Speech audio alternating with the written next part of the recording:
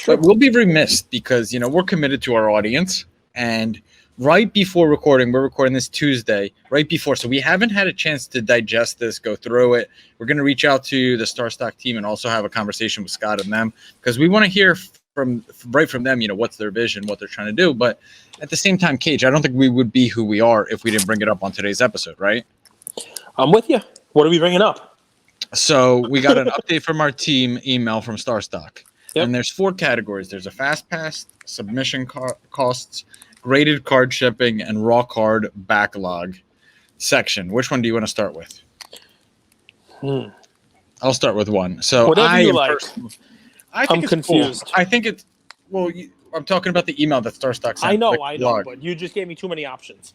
So okay, you just pick one. Well, I'll go with the good news first. Fast Nice. Starting April 1st, their current turnaround time is 1 week or less for graded cards and factory sealed wax. I'm excited about that. As someone who sent cards to PWCC, I could say it's longer than that. So one thing is good with that. Like you're able to send in graded cards and have them on your account in 7 days or less. So that's pretty cool. The thing that our group, our community, and I don't think we're the only ones that are going to be unhappy with, and we talked about this a little bit right before hopping on, it's just no one likes raw dog in it anymore. The raw cards are no longer in favor in the hobby, and that's what started the hobby. And Cage and I are sitting here questioning, why does no one like it raw anymore? So there's 25-cent per card submission fee on raw cards now accepted at Starstock. That's going to be met with a lot of Cage even got up off his seat because I know I poked the bear, but we got to go here. We're going to get more information from Scott on this and the direction, but this is going to leave people feeling a little alienated. You felt alienated because you're going into your basement right now and you have thousands of these cards you were prepared to send to Starstock. Do you think not if this is a right or wrong decision, because everyone's going to have opinions. They're like, what they say. How would you play this as an investor, as someone who's using the Starstock platform? What's going through your mind? I don't know, dude. I mean, 25 cents per raw card. I think Starstock has shown that they are they're looking to move into the graded category. You know what I mean? And that maybe they're trying to move out of raw. I mean, is that so bad? It depends on what you're using Starstock for. Because one of the things we talk about on the show is coloring up. I mean, we do it on. I would say that's a bread and butter concept that you've taught me, Cage. Frankly, I mean.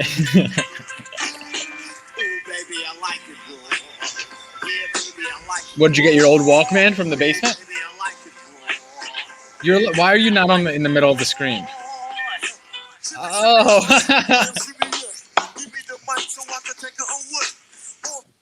I like it raw, man. I mean, this is what I'm going to tell you. I mean, it took me a little while to find another way to put that song on and not have to leave, the camera here, But I mean, I got to tell you, my favorite part about Starstock is sending in cards raw and coloring up.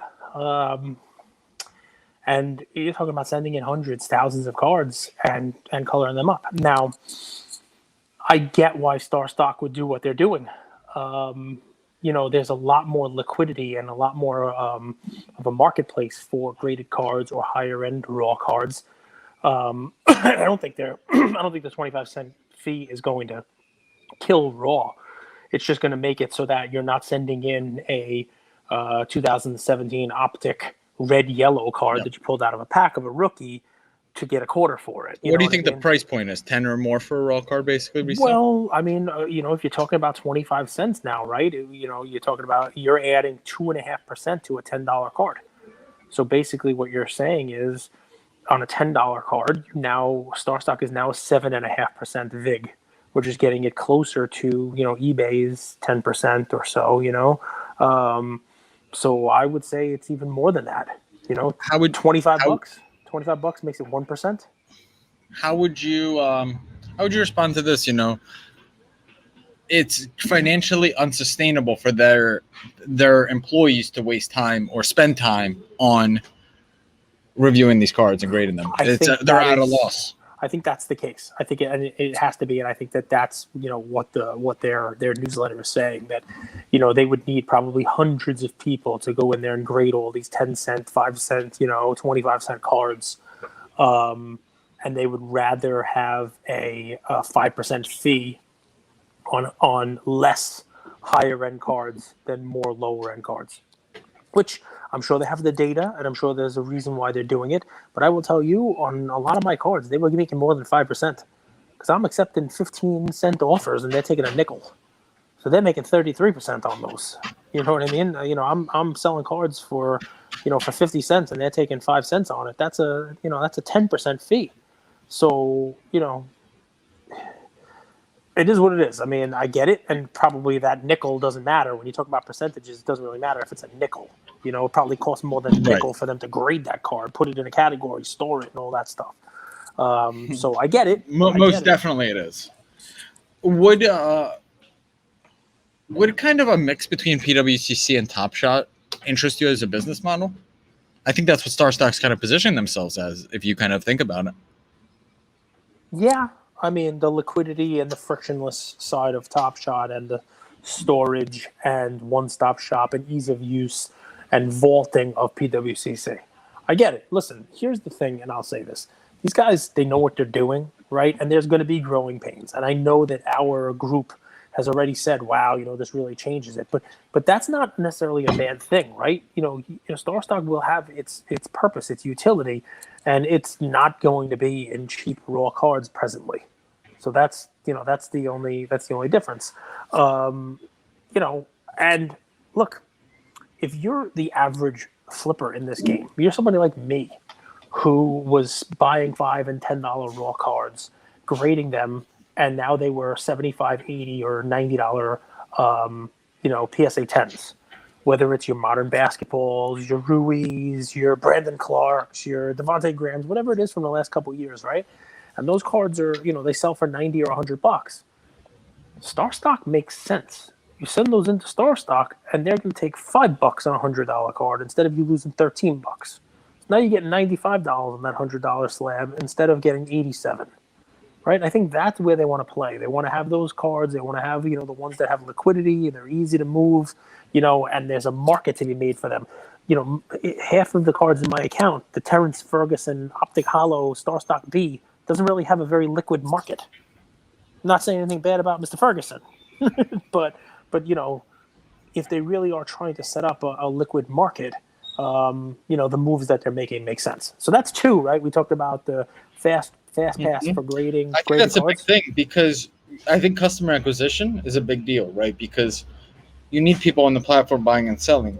And frankly, there's just not as many buyers and sellers of raw cards in today's day and age as there used to be. DJ is someone from our OG group who made his bread and butter on like ComC, buying for $1.33, selling for $9.34. But I think the game has changed, right? Because people probably don't value buying those low-end cards because they don't think that they're ever going to send them into PSA, and there's a better game to play, maybe. Yeah. So, I mean, the unfortunate part is somebody like me who tomorrow is going to open up a box of Prism basketball. I'm going to send out for grading my LaMelo and my Edwards and that kind of stuff, and then there's going to be other guys in there. Who knows? Who knows who you get in there? And Peyton Pritchard, there's going to be a $10 card, right? There's going to be a guy who is a rookie in there who I want to. What do I do with it? Seriously, what do I do with it? Do I send it to PSA for $25? Do I have it graded for twice the price that the card's worth raw? Do I send it to Starstock when I know they're going to charge me 25 cents on a $10? I'm paying 2.5% just to have it intake before it even sells. Can I pull our Luca Nation? Sure. There's a cool business model out there. Cage and I have been talking about this, and we were joking about the raw thing. No one wants raw anymore, but it's actually something we've talked about. In the last 3-4 months, consigning, selling the raw cards has become incredibly difficult. It's like no one wants them. What's a cool business model? What's a cool business idea that we could come up with? I'm sorry, I had to because I do. You know You what I you mean? wouldn't be you if you didn't do that. So I love you the way you are.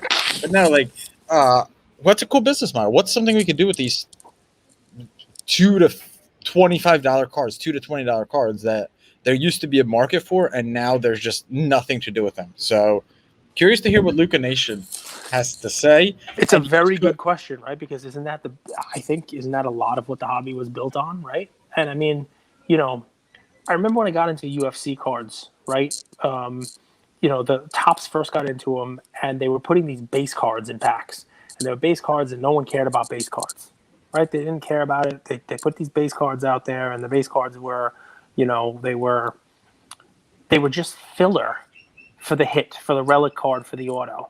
And I remember at the time it was Leaf.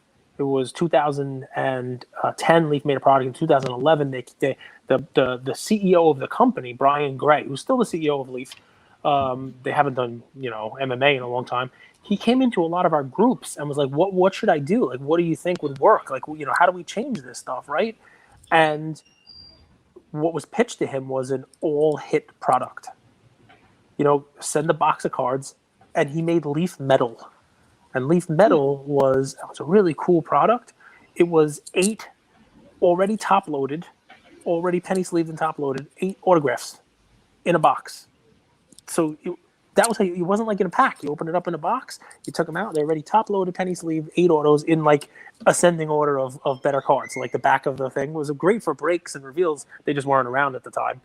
And he was like, I'm not going to waste my money on base cards making these things if you guys don't even care about them. And it was the coolest rip. It was the coolest product. I must have opened 30 cases of it myself, And, I wonder whether or not base cards kind of go the way of the dodo. You know what I mean? I wonder where some of these smaller cards, I mean, do they do a factory set for people who like base cards? And if you want to get a factory set of Topps baseball cards, go right ahead to Walmart and Target. They'll have a factory set for you, or buy it online. But the rest of it is just, the product becomes like a hit only product kind of deal. does that have collateral effects? Because so when I came into the hobby, by the way, guys, use code LucaNation10. You'll get a free Terrence Mann card on Starstock. All you have to do is deposit $5. Use LucaNation10. You'll get $10. You can buy Starstock, Terrence Mann, or anything you want. So I'm gonna hide this. Nice, pretty cool. See what I did there? Look at you. Look at me. Like high tech, man. Next we're gonna I forgot what I was fly to the moon. See, this is what tech does. It takes your actual train of thought away. What was I talking about, Cage? We were talking about the ripple effects of changes in the hobby. Yes, Okay. Prism's coming out. I think so. When I came in, everyone told me like the one thing is Prism is king, right? But I think Prism's the ugliest design ever, and I think that they've kind of given up on aesthetic in general. And if base cards, like we've talked about, the base craze goes way of the world, like what is Panini in a little bit of trouble if they don't adapt? I think if they were here, what they would tell you is that they make 1 million releases, and there's something for everybody. There's high end, National Treasures, which you open it up and it's just like hits and hits and hits, and there's low end, Dunris, hoops, all these other products for anybody else who just wants to open something and have base cards and the like. So Prism isn't the driver. Prism just one of the releases, and if Prism becomes less popular, maybe Select goes up because it's a little bit lower population, a little more scarce. You know what it is, and you see it with what Starstock's doing, right? Everybody's trying stuff. The world changes, and you got to change with it, right? PSA pricing changes. What liquid changes, what people are going after changes, and Starstock. When they started in December, it was, hey, let's get in cards. Now they've gotten in more cards than they know what to do with. So I think they can now tailor their platform to what they think is going to create a better user experience, right? You talk about UI, UX all the time, right? So I think what they're trying to do here is they're trying to bring a platform for the cards that are traded the most, and they're trying to basically steer their customer base to only be subbing in and sending in cards that will have liquidity rather than other things. And rightfully so. They're not telling you can't send it in, but they're saying if you want to send it in, they have to upcharge, like a cover charge at a bar or whatever it may be. I mean, it makes sense. It just does. If you want to get rid of a card that you can't sell anywhere else, it's okay for them to charge you an extra couple of percent. So the more I think about it, even as somebody like me who is, who's thinking about sending thousands of cards in, those are thousands of cards that I wasn't getting anything for. So what's another couple of pennies that's being charged on the overall, the overall fee. Even like we talked about adding a 2.5%, that still brings them up to 7.5% overall, which is cheaper than I was gonna, pay anywhere else. So got